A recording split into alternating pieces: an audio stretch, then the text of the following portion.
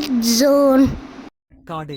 Freddy the fox தனது வயிற்றை பிடித்துக் கொண்டு நடந்து சென்று கொண்டிருந்தது. ஓ, எனக்கு ரொம்ப பசிக்குது. எனக்கு சாக்ஸ் தேவையில்லை. சரி, ஒருவேளை சாக்ஸ் இல்லாமல் இருக்கலாம், ஆனால் சீசியான ஏதாவது சரியானதாக இருக்கும். அப்போதுதான் அவர் ஒரு மரத்தில் ஏதோ இருப்பதைக் கண்டார். அது கோகோ என்ற காகம். அதன் அலகில் ஒரு பெரிய தங்க சீஸ் துண்டு இருந்தது. ஜாக்பாட்.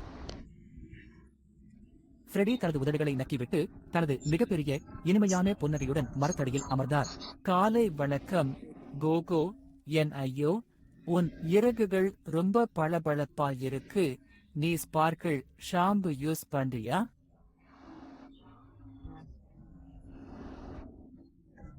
கோகோ கீழே பார்த்தான், ஆச்சரியப்பட்டான், கொஞ்சம் முகஸ்துதியுடன். இந்த காட்டிலேயே உன் குரல்தான் ரொம்ப அழகா இருக்குன்னு கேள்விப்பட்டேன். எனக்கு ஒரே ஒரு சின்ன பாட்டு பாடுமா?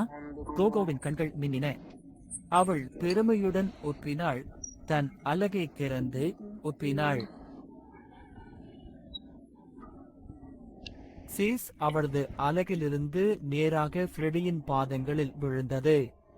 சுவையானது. நன்றி கோகோ. ஓஹே, அது என்னுடைய சீஸ். ஐயோ, உங்க பாட்டுல சீஸ் போட்டிருக்கு போல. கோகோ முகம் சுளித்து பின்னர் ஒரு சிறிய புன்னகையை உதிர்த்தான். அடுத்த முறை சாப்பிட்ட பிறகு பாடுவேன், புத்திசாலி பறவை. அன்று முதல் கோகோ கொஞ்சம் புத்திசாலியாகிவிட்டான். மற்றும் ஃப்ரெடி? சரி, அவன் கொஞ்சம் குறைவான தந்திரமாக இருப்பேன்னு உறுதியளித்தான். சில நேரங்களில் அவர்கள் மரத்தடியில் ஒன்றாக அமர்ந்து சிற்றுண்டிகளை பகிர்ந்து கொண்டு சீஸ் குதித்த நாளை பற்றி சிரித்துக் கொள்வார்கள். கதையின் நீதி: முகஸ்துதியை சீக்கிரம் நம்பிவிடாதீர்கள். உங்கள் வாயை நிரப்பிக் கொண்டு ஒருபோதும் பாடாதீர்கள். Thank you for watching video by Kid Zone.